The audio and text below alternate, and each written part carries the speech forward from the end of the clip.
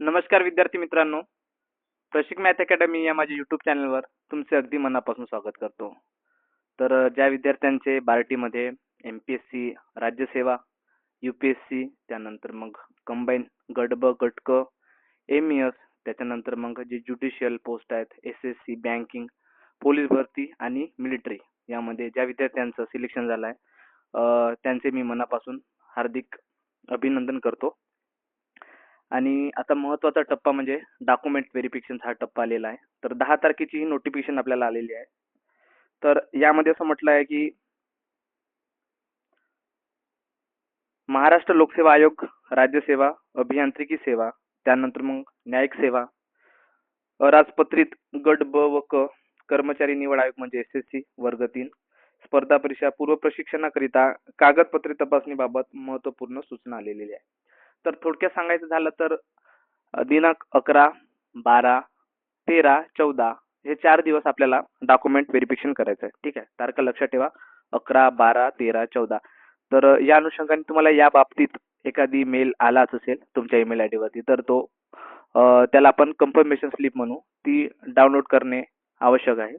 कारण जेव्हा आपण डॉक्युमेंट व्हेरिफिकेशनला जातो तर त्याचं खूप आपल्याला तिथं काम पडेल. ओके. सो त्यामुळे ती तुम्ही पीडीएफ डाउनलोड करून ठेवणे आवश्यक आहे. बघा आता इथे दिनांक 11/2/2026, त्यानंतर मग 12/2/2026, 13/2/2026 आणि 14/2/2026 या 4 दिवसामध्ये सर्व विद्यार्थ्यांना डॉक्युमेंट व्हेरिफिकेशन करायचं आहे. ओके. नाईलाजाने कोणता विद्यार्थी जर गैरहजर असेल तर त्याला मुभा देण्यात आलेली नाही.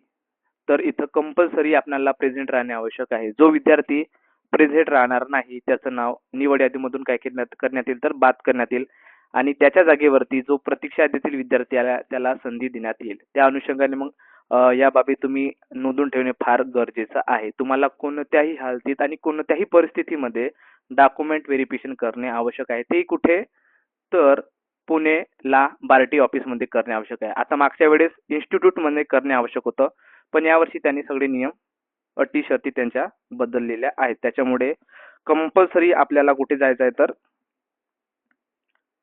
बार्टी ऑफिसला जायचं आहे पुणेला. तुम्ही नागपूर असा, चंद्रपूर असा, गडचिरोली असाल किंवा मग इकडे कोल्हापूर, सोलापूर, नांदेड, महाराष्ट्रातल्या कुठल्याही भागातून असाल तरी तुम्हाला पुणेला येऊन डॉक्युमेंट व्हेरिफिकेशन करावं लागेल. ओके. सो सर्व विद्यार्थ्यांनी याची नोंद घेणे फार गरजेचं आहे. तर दिनांक 11, 12, 13 आणि 14 या 4 दिवसात. तर महत्वाची गोष्ट म्हणजे येताना कोणकोणते डॉक्युमेंट्स लागतील. ठीक आहे. कारण की तिथे एक जरी डॉक्युमेंट नसेल तर तुम्हाला झेरॉक्स काढायला पाठवतात आणि झेरॉक्सचे दुकान तिथं जवळपास तुम्हाला मिळणार. त्याच्यासाठी तुम्हाला स्पेशल ऑटो करावा लागेल आणि तिथून मग 1-2 किलोमीटर वरती तुम्हाला झेरॉक्सचं दुकान मिळेल. त्याच्यामुळे कोणकोणत्या गोष्टी लागतील आणि आज माझी तीच फसगत झाली. मला फार काय त्रास झाला डॉक्युमेंट व्हेरिफिकेशनसाठी. कारण मी जे स्वयंघोषणा पत्र आहे त्याची प्रिंट काढली नव्हती. ठीक आहे. आता परिशिष्ट कागदपत्रांची यादी माझ्याकडे होती, पण परिशिष्ट ब आणि परिशिष्ट क हा मी काढला नव्हता. ठीक आहे. हा स्वयंघोषणा पत्र आहे परिशिष्ट ब आणि त्याच्यानंतर मग हा तुमचा जो फॉर्म आहे परिशिष्ट क. तर याची कंपल्सरी प्रिंट आत्ताच तुम्ही काढा. ज्या विद्यार्थ्यांचं 12, 13, 14 ला डॉक्युमेंट व्हेरिफिकेशन आहे त्यांनी ह्या गोष्टी लक्षात ठेवणे फार गरजेचं आहे. ठीक आहे. आणि हा फॉर्म कंपल्सरी भरणे आवश्यक आहे. आता त्याच्यामध्ये जे छोटे छोटे डॉक्युमेंट त्याबद्दल मी तुम्हाला सांगेनच. ठीक आहे. तर शेवटपर्यंत हा पूर्ण व्हिडिओ बघा. कारण की एक जरी मिस्टेक तुमची झाली तर तुम्हाला त्याचा फार जाचक त्रास होईल. ओके. सो त्यामुळे त्या गोष्टी सगळ्या तुम्ही तर परिशिष्ट यामध्ये कागदपत्रांची यादी कोणती लागत आहे तर ऑनलाईन पोर्टलच्या माध्यमातून प्रशिक्षण व प्रशिक्षण केंद्र संस्था निवडल्याबाबत कन्फर्मेशन स्लिप. ओके. आता कन्फर्मेशन स्लिप जे आहे ते तुमच्या ईमेल आयडीवर आलेली असेल त्याची तुम्ही एक प्रिंट काढा. ठीक आहे. तिथं आता दोन दोन लागत नाही, एकच प्रिंट आवश्यक आहे. ओके. तर एक प्रिंट तुम्ही काढा. त्यानंतर मग संबंधित संबंधित प्रवेश परीक्षेसाठी ऑनलाईन पोर्टलवर अपडेट केलेला मूळ विनंती अर्ज. ठीक आहे. फॉर्म आणि पासपोर्ट आकाराचा फोटो. ठीक आहे. तर हा याची काही गरज नाही. तुमचे 2 पासपोर्ट फोटो पाहिजेत. ठीक आहे. जे ऍप्लिकेशन फॉर्मवर तुम्ही अपलोड केलं होतं तेच काढून टाका. जर तुमच्याकडे नसेल तर 30 रुपयात किंवा 40 रुपयामध्ये तुम्हाला त्या कॉपी काढून मिळतात. तुमच्याकडे एखादी फोटो असेल जो तुम्ही अपलोड केला होता तर त्याच्या 6 कॉपी काढून ठेवा. तिथं 2च फोटो तुम्हाला लागतील. 2 फॉर्म असतात. एक परिशिष्ट ब आणि परिशिष्ट क याच्यावरती चिटकवण्यासाठी 2 फोटो लागतात आणि ते तुम्ही आता इथं घरूनच जेव्हा निघता तेव्हा ते 2 फोटो चिटकवून टाका. ओके. तिथे असते गुण, पण तुमचं काम लवकर होईल. जेवढ्या लवकर तुम्ही आताच या गोष्टीची दक्षता घेतली तर तुमचं काम काय होईल, लवकर होईल. त्याच्यामुळे या गोष्टी महत्त्वाच्या आहेत. 10वीचे प्रमाणपत्र, त्यानंतर मग 12वीचे प्रमाणपत्र. आता पहा, 10वीचे सर्टिफिकेट आणि मार्कशीट या दोन्ही गोष्टी तुम्ही लक्षात ठेवा. या दोन्ही गोष्टी तिथे महत्त्वाच्या आहेत, कारण की जे 10वीचं सर्टिफिकेट असते त्याच्यावर आपली डेट ऑफ बर्थ असते. त्याच्यामुळे एक आपला डेट ऑफ बर्थचं प्रूफ म्हणून त्यांना ते आवश्यक असतं. ते परिशिष्ट क च्या लिस्टमध्ये मी तुम्हाला सांगेनच. तर इथे 10वीचे प्रमाणपत्र आणि 12वीचे प्रमाणपत्र. ओके. आता 12वीचे प्रमाणपत्र म्हणजे मार्कशीट तुमची 12वीची असेल तर चालते, ठीक आहे. आणि 10वीची काय म्हणतात त्याला, 12वीचं सर्टिफिकेट नसलं तरी चालते, काही प्रॉब्लेम नाही. 10वीचं सर्टिफिकेट आणि 10वीची मार्कशीट या दोन्ही गोष्टी आवश्यक आहेत. त्यानंतर मग पदवी प्रमाणपत्र, तुम्ही जर ग्रॅज्युएशन झाले ते आवश्यकच आहे पदवी प्रमाणपत्र. पदव्युत्तर पदवी प्रमाणपत्र बंधनकारक नाही. जर तुमचं पोस्ट ग्रॅज्युएशन झालं असेल, तुमच्याकडे त्याचं सर्टिफिकेट असेल तर ठीक आहे, जर नसेल तर काही इश्यू नाही. त्यानंतर मग काय, अर्जदाराने अनुसूचित जातीचे मूळ प्रमाणपत्र, ठीक आहे, आपलं कास्ट सर्टिफिकेट याच्यामध्ये. त्यानंतर मग महाराष्ट्र रहिवासी असल्याचे प्रमाणपत्र, तुमचं डोमिसाईल प्रमाणपत्र इथे लागेल. त्यानंतर मग आधार कार्ड तुमचा पाहिजेत. त्यानंतर पॅन कार्ड असेल तर ठीक आहे, नसेल तर काही प्रॉब्लेम नाही, पण पॅन कार्ड असेल तर पॅन कार्डची झेरॉक्स लागेल, ठीक आहे. आणि 2-2 झेरॉक्स काढायची काही गरज नाही. हां, पण या गोष्टीची तरी पण 2 सेट काढून घ्या झेरॉक्सचे. तिथं आज मला पासबुकच्या 2 कॉपीज मागल्या, ठीक आहे. जर तुमचा पासबुक नंबर दिसत नसेल, आता सर्वांचे पासबुक हे स्कॉलरशिपचे खूप जुने पासबुक झालेले आहेत, तर त्यामुळे काय तिथे स्पष्ट दिसत नाही IFSC कोड तुमचा आणि त्यानंतर तुमचा अकाउंट नंबर. तर या दोन्ही गोष्टी तुम्ही पेनाने लिहिला तरी चालतील. आता तुम्ही झेरॉक्स काढाल, त्याच्यावरती IFSC कोड आणि तुमचा बँक अकाउंट नंबर या दोन्ही गोष्टी व्यवस्थितरित्या लिहायचं.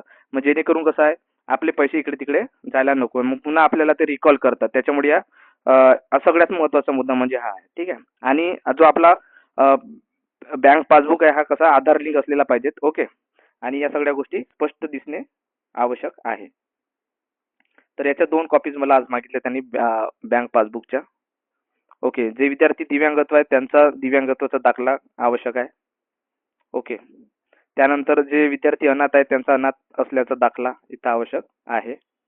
हां, त्याच्यानंतर मग अर्जदाराचा मागील 3 वर्षाचे, मी आधी सांगितलं होतं 3 वर्षाचं काय, 3 वर्षाचं वार्षिक उत्पन्न 8 लाखापेक्षा कमी असलेल्या उत्पन्नाचा मूळ दाखला. आता हा खूप महत्त्वाचा मुद्दा आहे. आता ते लोक काय करतात, त्यांच्याकडे एक शीट असते, तर त्या शीटवर तुमचे मागील 3 वर्षाचे जे काही वार्षिक उत्पन्न आहे त्या त्या गोष्टी तिथं त्या फॉर्मवरती लिहिल्या जातात. तर ते मग 3ही वर्षाचं कॅल्क्युलेशन करतात.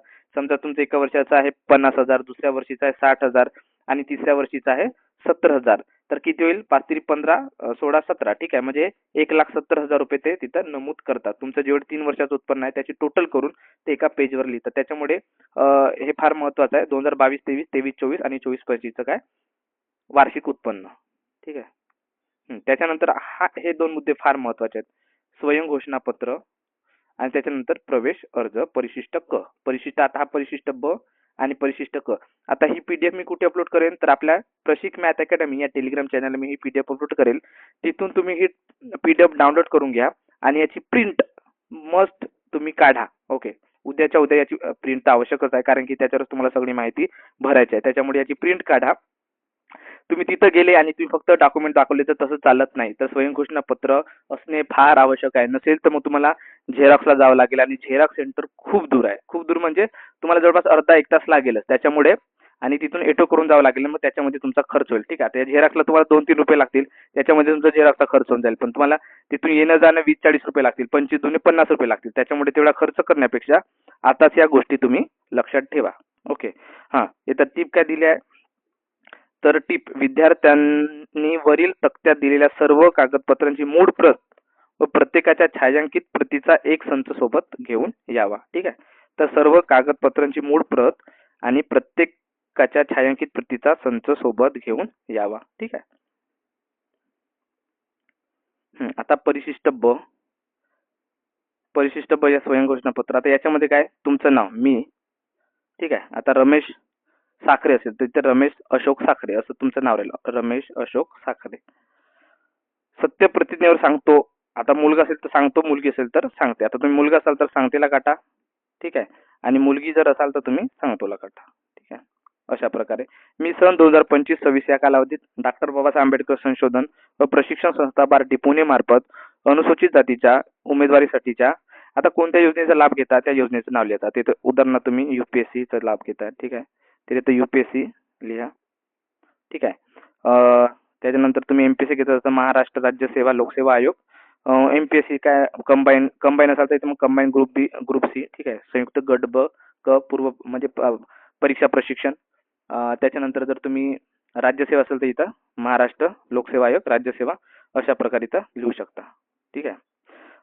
त्याच्यानंतर मी कोणतेही भौतिक कमी सुविधा टॅबलेट आर्थिक लाभ प्रशिक्षण कालावधी मी विविध सवलती इत्यादी सवलतीस बळी न पडता इच्छेने माझ्या पसंतीच्या आता तुमच्या जे इन्स्टिट्यूटचं नाव आहे इथं लिहा, ठीक आहे. जी तुम्ही इग्नाइट घेतली असेल किंवा इन्फिनिटी घेतली असेल किंवा संकल्प एज्युकेशन घेतलंय, जी काही तुमची इन्स्टिट्यूट असेल तिचं नाव इथं नमूद करायचं, ठीक आहे. त्यानंतर मग खाजगी प्रशिक्षण संस्थेची निवड केली आहे व त्यानुसार मी माझा प्रवेश निश्चित करत आहे, ठीक आहे. त्याच्यानंतर हे काही महत्वाचं आहे 75% प्रेझेंटी वगैरे जो मुद्दा आहे ते नंतर आपण बघू.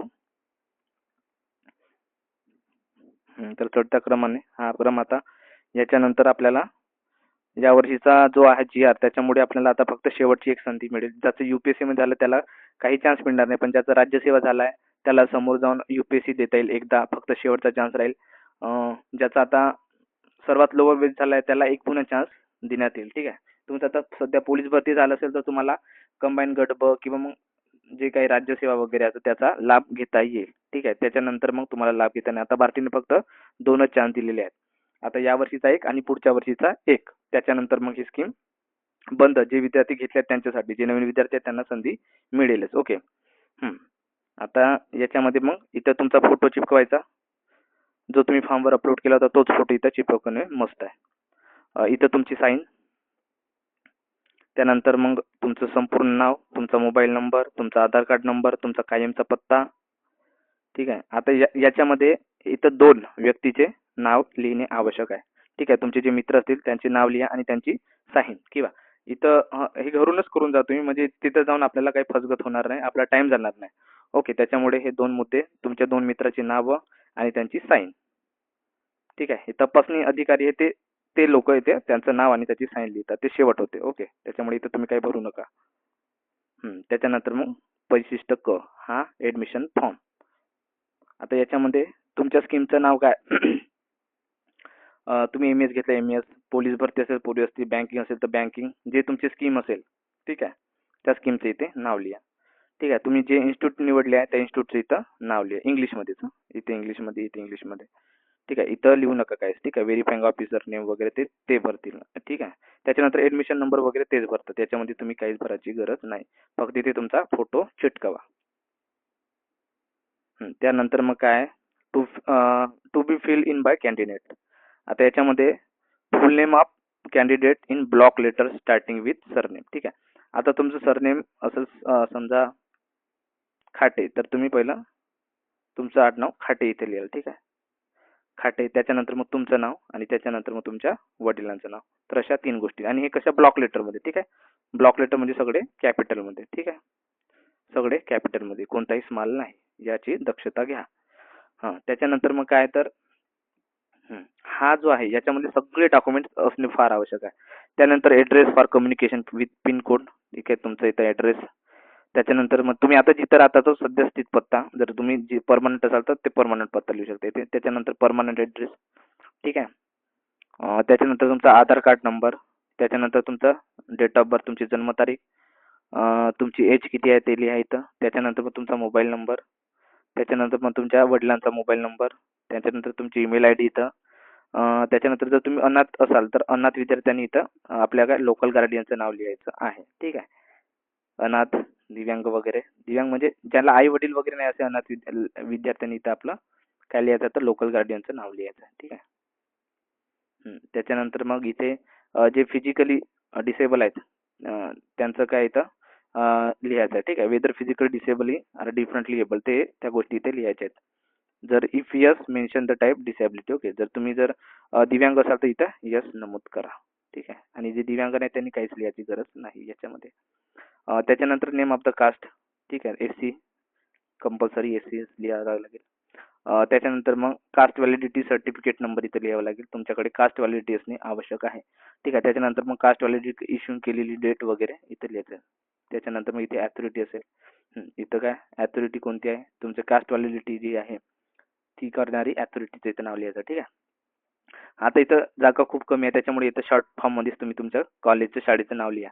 आता तुम्ही HSC कोणत्या कॉलेजमधून केलं ते लिहा. बोर्ड लिहा याच्यामध्ये. तुम्ही पास केलेलं वर्ष लिहा. किती विषय होते ते लिहा. तुम्हाला ग्रेड कोणती मिळाली होती ते लिहा. आणि इथे तुमचे पर्सेंटेज लिहा. सेम ग्रॅज्युएशनला सुद्धा तसंच कॉलेजचं नाव शॉर्ट फॉर्म मध्ये लिहा. युनिव्हर्सिटी कोणती होती ते लिहा. तुमचं पासिंग वर्ष कोणतं होतं ते लिहा. सब्जेक्ट किती होते. त्यानंतर तुमचं क्लास डिव्हिजन काय होतं ते लिहा. त्यानंतर मग पर्सेंटेज किती आले होते ते लिहा. ठीक आहे. तसंच सेम पोस्ट ग्रॅज्युएशन नसेल तर काही नाही. ज्याच्याकडे पोस्ट ग्रॅज्युएशन असेल त्यांचा काहीच प्रॉब्लेम नाही. आता इथले जे डॉक्युमेंट आहेत हे मस्ट बी कंपल्सरी आहे, मस्ट बी अटॅच. ठीक आहे. इथे लिहिलं आहे मस्ट बी अटॅच, हे पाहिजे. तर जर तुमच्याकडे हा एक जरी डॉक्युमेंट नसेल तर ते तुम्हाला वापस पाठवतात. कारण की माझ्यासोबत आज असंच झालं. मला 2दा जावं लागलं आणि खूप त्रास आला. त्याच्यामध्ये माझे 1-2 तास गेले आणि जवळपास 10 मिनिट बाकी असताना 5 वाजायला तर माझं डॉक्युमेंट व्हेरिफिकेशन झालं. ठीक आहे. तर खूप खूप ते बारीक गोष्टी पाहता तर या सगळ्या गोष्टी असणे आपल्याजवळ आवश्यक आहेत. तर सगळ्यात पहिले म्हणजे डिग्री सर्टिफिकेट तुमचं. ठीक आहे. आणि याच्यात तुम्ही जाताना डिग्री सर्टिफिकेट जोडा, त्याला येस करा तुम्ही. तिथं जाऊन करायची काही गरज नाही, तुम्ही घरूनच करू शकता. त्याच्यानंतर तुमचं कास्ट सर्टिफिकेट त्याला क्लिक करा. Caste certificate. ठीक आहे. त्याच्यानंतर कास्ट व्हॅलिडिटी, त्याच्यानंतर डोमिसियल. ठीक आहे. त्याच्यानंतर पाहता बर्थ सर्टिफिकेट, SSC सर्टिफिकेट किंवा स्कूल लिव्हिंग सर्टिफिकेट यापैकी एक तरी पाहिजे, ज्याच्यामध्ये काय तुमची जन्मतारीखचं व्हेरीफाईंग करण्यासाठी. ओके. तर याच्यामध्ये तुम्ही 10वीचं सर्टिफिकेट जोडू शकता. 10वीचं सर्टिफिकेट किंवा मग तुमचं बर्थ सर्टिफिकेट ते जोडू शकता किंवा मग तुमची TC जोडू शकता. ठीक आहे. या 3 पैकी कोणता तरी एक डॉक्युमेंटची झेरॉक्स जोडणे कंपल्सरी आहे. त्यानंतर मग आधार कार्डची झेरॉक्स. त्याच्यानंतर फोटो आयडेंटिटी प्रूफ म्हणून इलेक्शन कार्ड. ठीक आहे. इलेक्शन कार्ड किंवा तुमचा पॅन कार्ड, ड्रायव्हिंग लायसन्स असेल तो, नाहीतर आधार कार्ड. ठीक आहे. तर यापैकी या एक प्रूफ जोडणे आवश्यकच आहे. त्यानंतर मग व्हॅलिड प्रूफ ऑफ रेसिडेंट, हा फार महत्त्वाचा मुद्दा आहे. Valid proof of residence. आता राशन कार्ड आहे, राशन कार्डची झेरॉक्स किंवा तुमचं इलेक्ट्रिसिटी बिल किंवा तुमचं वोटर आयडी. ठीक आहे. वोटर आयडी जोडणे आवश्यक आहे. ठीक आहे. वोटर आयडी नसेल तर मग तुमचं राशन कार्डची झेरॉक्स, त्याच्यामध्ये सर्व कुटुंबियांची नावं पाहिजे तुमच्या. ठीक आहे. तुमचा पत्ता, या सगळ्या गोष्टी त्या तिथे नमूद आवश्यक आहे. त्याच्यामुळे राशन कार्डची झेरॉक्स आणि वोटर आयडीची झेरॉक्स या 2 गोष्टी महत्त्वाच्या आहेत. यापैकी कोणतं एक असेल तरी चालते. त्याच्यानंतर मग certificate related disability from issue bye competent authority. ठीक आहे. तर हे डिसेबिलिटी विद्यार्थ्यासाठी आहे. तर हे जे आहेत डॉक्युमेंट हे कंपल्सरी पाहिजे. इथे एक जरी कमी असेल तर तुम्हाला ते वापस पाठवतात. त्याच्यामुळे हे कंपल्सरी तुम्हाला 8ही जे काही 8 डॉक्युमेंट आहेत, 8 नाही ते किती, 8 डॉक्युमेंट तर हे कंपल्सरी आहेत. हे 8 डॉक्युमेंट इथं एकही कमी राहता कामा नये, त्याच्यामुळे त्याची दक्षता घ्या. ओके. याच्यामध्ये मग तुमचं सिग्नेचर, तुमचं पूर्ण नाव, इथं जे ठिकाणावर आता पुणे वगैरे किंवा तुम्ही आता चंद्रपूरला असाल किंवा गडचिरोली असाल किंवा मग तुम्ही नागपूर कुठे जिथून असाल तिथं तुमचा पत्ता द्या. ठीक आहे. त्यानंतर व्हेरीफाय अँड फाउंड करेक्ट ते करतील आणि मग त्यांचं स्टाम्प वगैरे बसेल आणि तुमचं या प्रकारे DV होईल. ठीक आहे. आता जे दुरून येणारे विद्यार्थी आहेत त्यांच्यासाठी सूचना म्हणजे तुम्ही तिथे खूप दूरचा प्रवास आहे, म्हणजे कसं आता तुम्ही स्वारगेटला उतराल तर स्वारगेटला उतरून इकडे तिकडे न जाता सिंपल मेट्रो पकडायची. मेट्रो पकडून कुठे उतराल तर तुम्ही येरवड्याला उतराल. ठीक आहे. तुम्ही सिंगल असाल तर तिथून मग बस पकडा. येरवड्यावरून नाही का बस असते, जवळच आहे. आणि बस पकडून पोस्ट ऑफिस, बस जे बस थांबेल त्याला 54 नंबरची बस, 154, 158 नंबर, भरपूर साऱ्या बस जातात. तर त्याला विचारायचं पोस्ट ऑफिसला बस जाते का. पोस्ट ऑफिसला बस जी थांबते तिथून मग लेफ्ट साईडला, जर तुम्ही सिंगल असाल त्यासाठी लेफ्ट साईडला सरळ जा, चालत जा. जवळपास 1.5 ते 2 किलोमीटर तुम्ही सरळ, गुगल मॅप तर तुमच्याकडे असेलच. ठीक आहे. सरळ चालत जा. तिथं तुम्हाला मग आपला कारागृह दिसेल, येरवडा जेल. त्याच्यानंतर मग लेफ्ट साईडला जा, सरळ जा. तिथं IT पार्क आहे. ठीक आहे. IT पार्क सरळ सरळ गेला तुम्ही त्या रोडने तर तिथं तुम्हाला बार्टीचं ऑफिस मिळेल. ओके. जर तुम्ही दोघे तिघे असं शेअरिंग मध्ये तुम्हाला परवडत असेल तर 20 रुपये पर कॅन्डिडेट असे 20 ते 60 रुपये तिघामध्ये परवडते. तर तुम्ही कुठून येरवड्याचा जो मेट्रो स्टेशन आहे तिथून तुम्ही डायरेक्ट बसलात तर ते 60 रुपयामध्ये तुम्हाला डायरेक्ट भारती सेंटरवर सोडतात. ठीक आहे. आणि जर तुम्ही सिंगल असाल तर मग काय बसचा उपयोग करून तुम्ही 20 रुपये बसला लागतात. तर मग तिथून मग चालत 1.5 किलोमीटर बार्टीचं ऑफिस आहे. तर तुमच्या सोयीनुसार तुम्हाला जसं पटेल तशा प्रकारे तुम्ही जा. ठीक आहे. पण मेट्रोने जा. मेट्रोने तुम्हाला प्रवास स्वस्तात पडेल आणि लवकरात लवकर तुम्ही पोहोचाल. ठीक आहे. तुम्ही स्वारगेटला उतरलात किंवा कुठून उतरलात तरी मेट्रो आधी पहा मेट्रो स्टेशन कुठं आहे आणि मेट्रो स्टेशनच्या याच्याने मग तुम्ही कुठे येरवडा मेट्रो स्टेशनला पोहोचा. ठीक आहे. तर तुमचे पैसे वाचतील. जास्त एटोला पैसे द्यायची गरज पडणार नाही. तर अशा प्रकारे सगळे डॉक्युमेंट्स व्यवस्थित घेऊन जा. आताच घरून सगळ्या गोष्टी लिहून टाका इथे. जेणेकरून तुम्हाला तिथे गेले आणि प्रत्येक जे तुमचे डॉक्युमेंट राहते त्याच्यामध्ये सेल्फ अटेस्टेड खूप गरजेचं आहे. तुमची साईन प्रत्येक डॉक्युमेंटवर करणे आवश्यक आहे. ठीक आहे. तर अशा प्रकारे ही माहिती होती. तर जे विद्यार्थी डॉक्युमेंट व्हेरिफिकेशन करायचे बाकी आहेत त्यांच्यासाठी महत्त्वाची सूचना होती. तुम्हाला कोणती आपत्ती येऊ नये त्यासाठी हा मी व्हिडिओ बनवलेला आहे. तर तुम्हाला हा जर व्हिडिओ आवडला असेल तर नक्कीच लाईक करा. जे कोणी विद्यार्थी डॉक्युमेंट व्हेरिफिकेशनला जाणार आहेत त्यांच्यापर्यंत तुमच्या मित्र जे असतील त्यांना शेअर करा जेणेकरून त्यांना ही माहिती चांगल्या व्यवस्थित प्रकारे माहीत होईल. जर तुम्ही माझ्या नवीन चॅनलला नवीन असाल तर सबस्क्राईब करायला विसरू नका. कारण जेणेकरून मी समोर जी काही माहिती बार्टी संबंधित असेल त्याच्यानंतर मग स्टायपंड संबंधित आता जी समोर जी काही माहिती येईल बार्टी संबंधित मी आपल्या चॅनलच्या माध्यमातून टाकण्याचा प्रयत्न करेल. ठीक आहे. आणि या गोष्टीची पीडीएफ तुम्हाला जर हवी असेल तर ती प्रशिक मॅथ अकॅडमी या माझ्या टेलिग्राम चॅनलला मिळेल. ओके. आता टेलिग्राम चॅनलची लिंक कुठे आहे तर डिस्क्रिप्शन बॉक्समध्ये मी ही लिंक दिलेली आहे. तिथून तुम्ही टेलिग्राम चॅनल जॉईन करू शकता आणि ही पीडीएफ तुम्ही तिथून डाउनलोड करू शकता. धन्यवाद विद्यार्थी मित्रांनो.